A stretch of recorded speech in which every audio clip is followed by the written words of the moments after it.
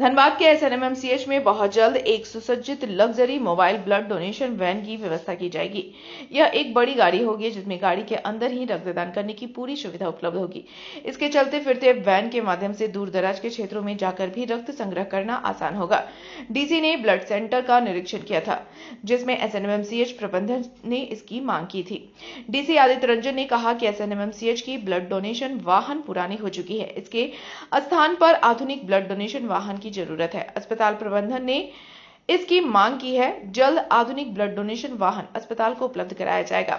SNMCH अधीक्षक ने बताया कि प्रतिदिन करीब 60 यूनिट ब्लड की आवश्यकता पड़ती है। ब्लड की जरूरत को पूरा करने के लिए संयोजक समय पर कैंप भी लगाए जाते हैं।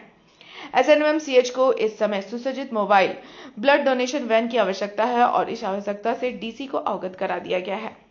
हाँ, ये एक हमारा ऑलरेडी ब्लड सेंटर वैन है, जो 15 साल पुराना ये लोग बता रहे हैं। तो अभी एक नया जो कॉन्सेप्ट आया जिसमें बड़ी बस में डोनेशन भी बस के अंदर हो जाता है। लग्ज़री बस होती है, काफ़ी बड़ी बस होती है, ताकि गाँव-गाँव जाके हम लोग डोनेशन कैंप करा सकें, उसके लिए अलग से व्यवस्था नहीं ले जानी पड़े। तो ऐसा एक बड़ा बस का इन लोगों ने रिक्विज़िशन दिया है। हम लोग कोशिश कर रहे हैं कि 1 से 2 महीने के अंदर वो बस को दे। आए हैं निरसा तेतुलिया से। नाम हुआ कामिल शेख। ब्लड बैंक यहाँ है, क्या ब्लड देना है या लेना है? ब्लड लेना है। हाँ, एक्सचेंज किए। हाँ। कौन भर्ती है? मेरा छोटा चाचा है। तो यहाँ पर आए तो क्या कुछ जांच किया, क्या कुछ बताया ब्लड बैंक? ब्लड बैंक में जांच किया, वो ए पॉजिटिव है मेरा। तो वहाँ भी जांच किया, ए पॉजिटिव निकला, तो बदल दिया। यहाँ अभी एक्सचेंज करने के आधा घंटा बाद में देगा आपको। तो यहाँ अगर आपके पास एक्सचेंज करने लायक नहीं कोई आदमी है तो क्या ब्लड देता है या नहीं देता है, ऐसे कुछ बताया? नहीं बोला, स्टॉक में रहने से दे देता है। तो क्या बोला, स्टॉक में नहीं है? नहीं, स्टॉक में नहीं है। बोला एक्सचेंज वाला कोई है तो हम दे देंगे, तो एक्सचेंज वाला है। इसके बदले में कुछ यहाँ पर कोई डिमांड? ना ना, कुछ नहीं। और हम लोग एक एम्बुलेंस के लिए भी मांग किए हैं, जो प्रोसेस में है। तो एक रिसेंट एम्बुलेंस और वहाँ पर और जो मॉडर्न इक्विपमेंट्स हैं, वो देने का आश्वासन करने हम लोग को दिया है। लग्जरी ब्लड बैंक बस देने की बात है। नहीं, ट्रांसपोर्ट एंड कलेक्शन उसमें क्या है, अभी सिर्फ हम लोग माने ला सकते हैं, लेकिन उसमें क्या है कि पेशेंट को हम लोग लेटाकर वहीं पर ब्लड कलेक्शन कर सकते हैं। बहुत जगह हम लोग जाते हैं जहाँ पर प्रॉपर कलेक्शन की व्यवस्था नहीं रहती है। उस कंडीशन में ये एम्बुलेंस हम लोग को काम आएगी वाहन, जहाँ पर हम लोग प्रॉपर तरीके से जो सरकार का रिकमेंडेशन है उस तरीके से ब्लड कलेक्शन कर सकते हैं। डिमांड आप लोग हम लोग डिमांड किए और क्या क्या ब्लड बैंक के अंदर में जो ब्लड बैंक को और उससे अपग्रेड करने के लिए और उसका विस्तारीकरण करने के लिए। जैसे मान लिया कोई मशीन हमारे पास एक है, लेकिन उसकी एक और मशीन हो जाएगी तो कभी फॉल्ट हुआ या ज़्यादा काम करना हुआ तो हम लोग ज़्यादा काम कर सकते हैं।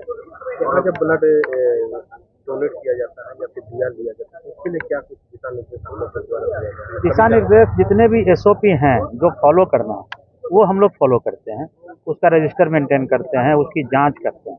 इसलिए कोई भी गलती होने की संभावना न के बराबर होती है। काउंसलर काउंसलर हम लोग अभी अपने स्टाफ से ही करते हैं, विधिवत कोई काउंसलर ऐसे नहीं दिया गया है। हम लोगों ने रिक्वेस्ट किया है और डीसी सर ने कुछ डायरेक्शन दिया है काउंसलर को अवेलेबल कराने। हम लोग इसका ब्लड का लास्ट ईयर हम लोग करीब 20,000 ब्लड का कलेक्शन किए थे। हाँ, खपत करीब 20,000 पर ईयर। इट मीन्स आपको डेली का करीब 60 बोतल फुलफिल हो जाए। हम लोग एक्सटेंसिव कैंप भी करते हैं, प्रॉपर बात करते हैं कैंप लगाने के लिए। इवन हम लोग ने गिरिडीह जाके कैंप लगाया है, वहाँ से 280 बोतल आए थे ना करीब। तो हम लोग सीमा हमारी कुछ नहीं है, और प्रोत्साहन राशि बढ़ाने के लिए भी हम लोगों ने लिखा पढ़ी किया था, मंजूरी मिल गई है। अब हम लोग प्रोत्साहन राशि भी बढ़ा रहे हैं। नहीं, एक संस्था होती है JSK रांची में, उससे हम लोग को परमिशन लेना रहता है और इसमें डीसी सर ने भी पहल की थी और हम लोग के संयुक्त पहल से वहाँ से निर्देश आया है।